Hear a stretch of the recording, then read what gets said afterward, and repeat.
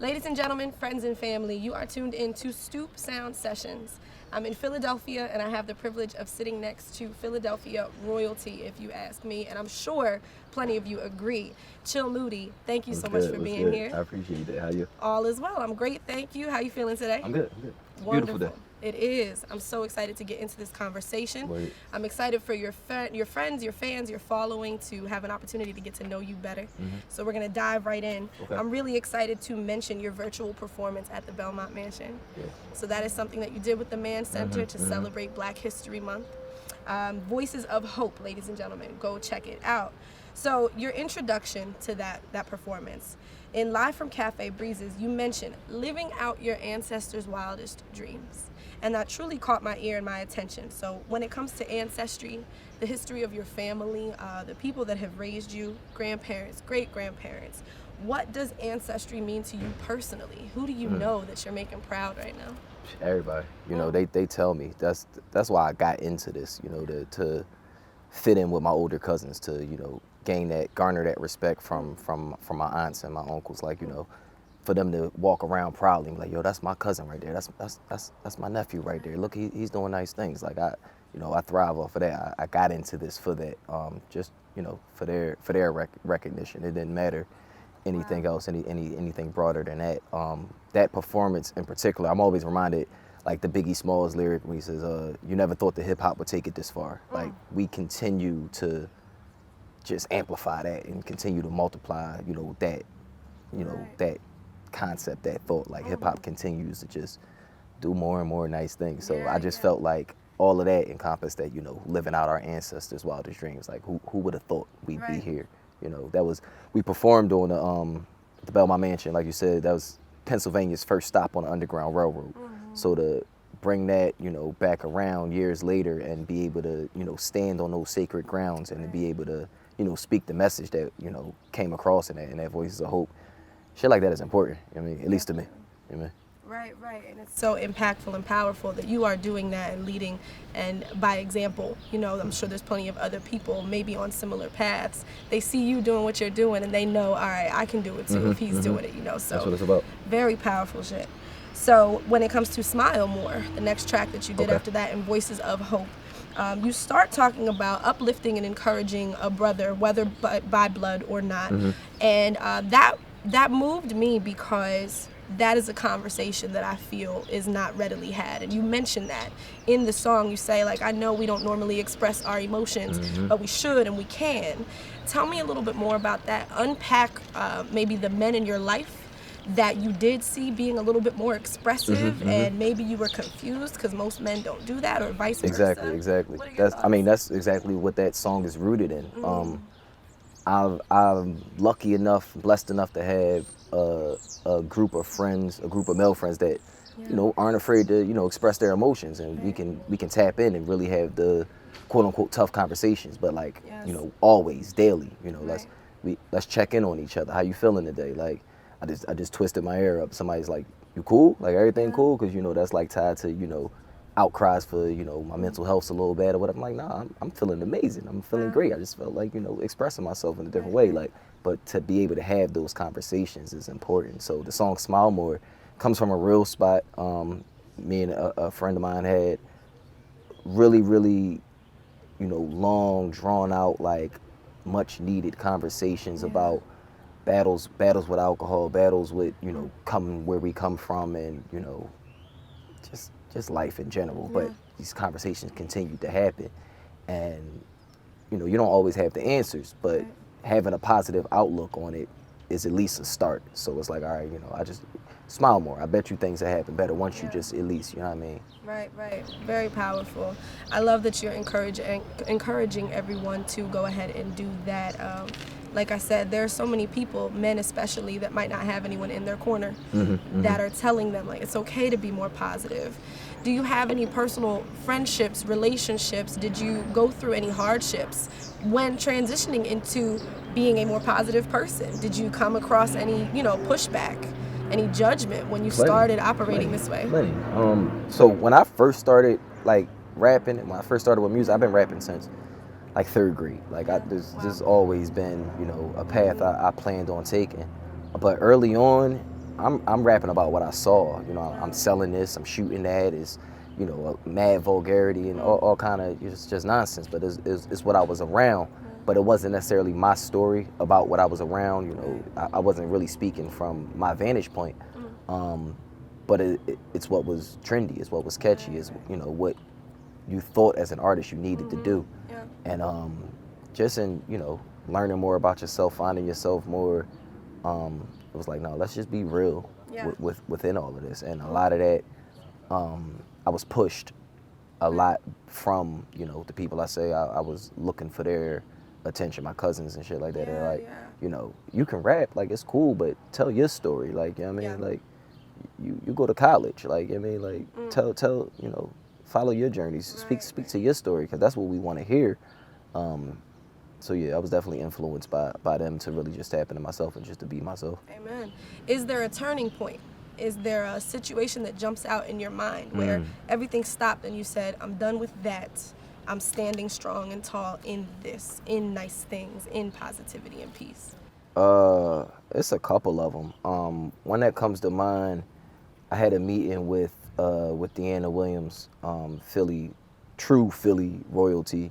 I mean, I could go on and on. This would be a whole nother interview if I talked about how important Deanna Williams is to Philadelphia, to black music, period.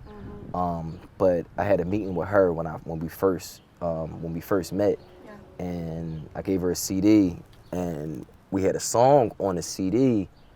The title was wild. Like, it was just some wild shit that it shouldn't be. You know what I mean? It was very disrespectful.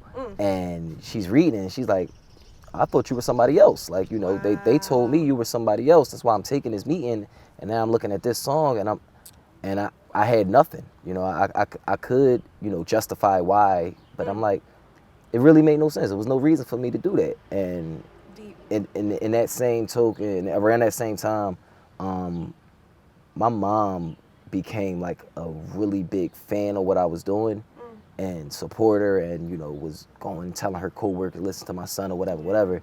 And I feel like, you know, I was embarrassing her at certain points, because it's like, you handed this guy this CD to go listen to me, and it's F-bombs all over it, and I'm saying all of this shit, and I'm like, I can't be misrepresenting, you know what I mean, my peoples like that. So those two were kind of like defining moments that nobody's ever even asked me that too. I haven't even thought of that.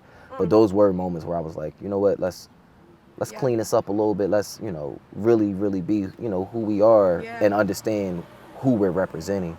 Because, you know, it's not just me I'm representing when I'm doing this shit. You know what I mean? Beautiful. So let's dig deeper. Let's flip it and reverse it. What was Deanna Williams told? Do you know? And even from your perspective, what were people telling her, and why was she expecting that, you know? Just, you know, this kid's upstanding. This kid's, you know, he's got it. He's the next this, the next that, you know. Check him out, whatever. He's, you know, just all of the good things you would say about somebody to, you know, let them know he not just some regular bull. You know what I mean? And then I come in looking like regular bull. And it's like, with the crazy track titles. Right. Got you. So speaking of Deanna Williams, let's shift gears to music. I was on your Twitter. I don't even have Twitter, y'all. But I got on Twitter for Chill Moody, okay? So I'm on Twitter. I can't stand Twitter, okay. And you said, I believe because of Earth, Wind, and Fire versus the Isley Brothers, you were speaking on that battle. And you said black music is the greatest contribution to the world. Yeah.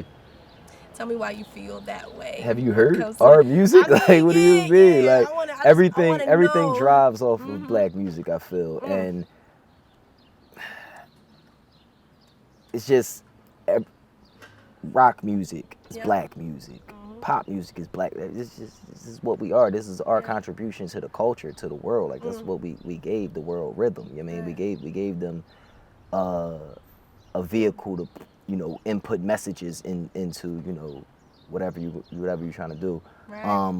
But I said that specifically, like I say, just it was during the verses, and I'm watching that, and I'm like, look what we did. Like, look how we're here, we're celebrating, you know.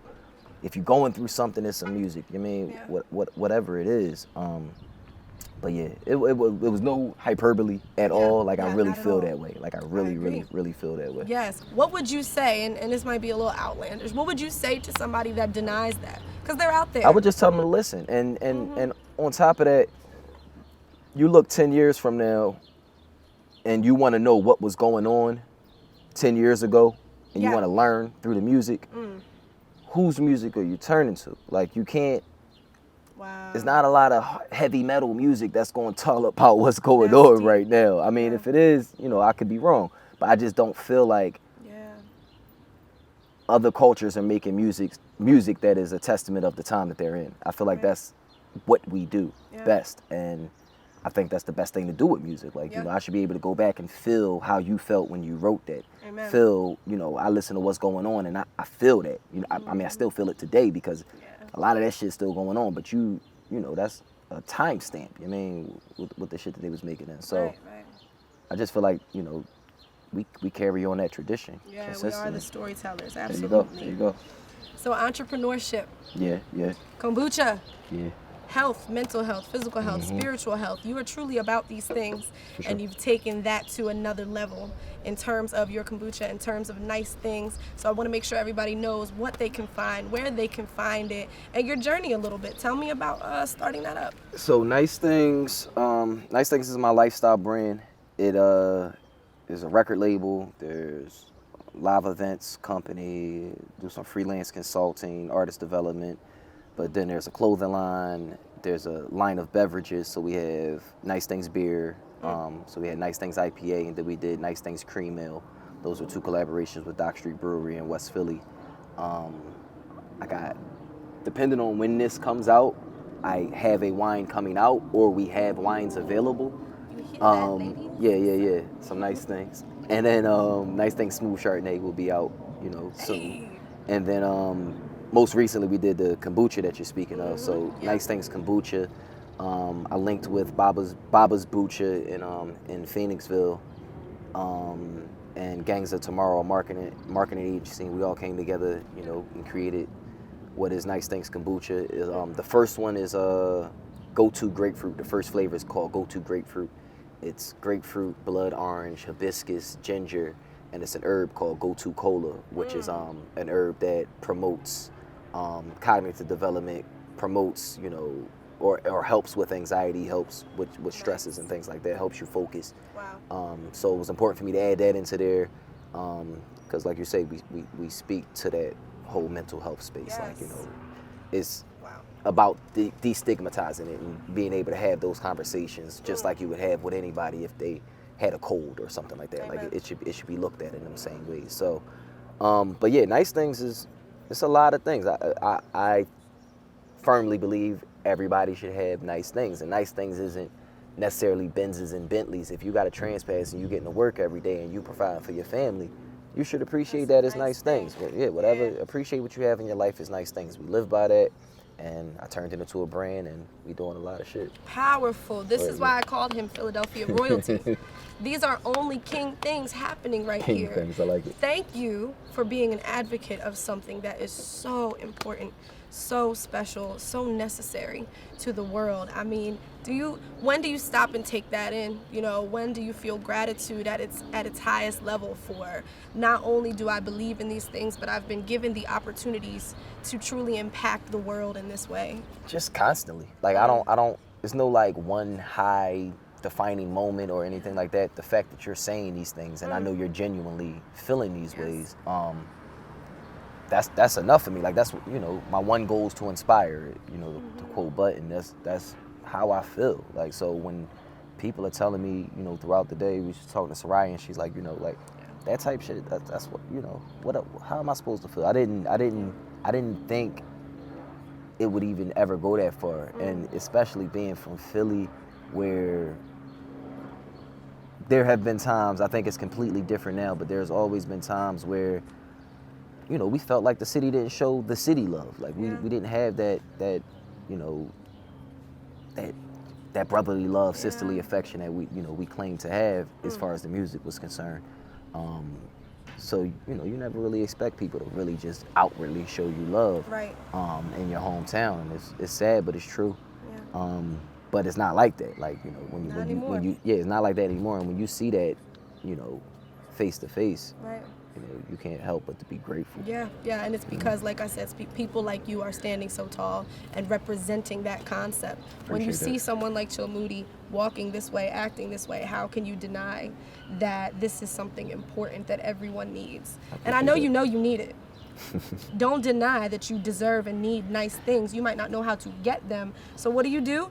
You go check out Voices of Hope on YouTube. You listen to the lyrics. You follow this man. And there you go. You're motivated. You're inspired. It happens. Thank you. I like how you did that. I like how you did that. That is all because of who you are and what you're doing. It's amazing. That. So you already mentioned, you spoke on Philadelphia, what it represents. So to wrap, tell me how the city of Philadelphia has shaped, molded, influenced you and your artistry. I'm a walking embodiment of Philadelphia. Like, everything about me is Philly. The way I talk, the way I walk, the way I dress, the way I act. Like, my outlook on life is because of Philadelphia. I feel like Philadelphia is the ultimate, you make it here, you make it anywhere city. Wow. And I feel like we have the most talented musicians, period. You'd be hard pressed to find somebody that's touring now without someone from Philly in their band. Yeah. It's an amazing live music city. You know, I'm very prideful in my city, all the way, and I just carry the flag. Yes. You know, everywhere I go. And you carry it so well. It. I know you know that that's the case, and if you don't, absolutely check out Chill Moody. Find him online, find him on YouTube, find him on Instagram. Clearly, you deserve to be sitting in this seat right now, sir. I do not. I'm humbled. Thank you for your time today. Cheers to this conversation, and thank you. Stoop Sounds Sessions. Come back for more. This is valuable stuff right here, okay? Don't miss out. Chill Moody, thank you, sir. Thank you. We out. Cut. That's a wrap. You're amazing. Great. Amen.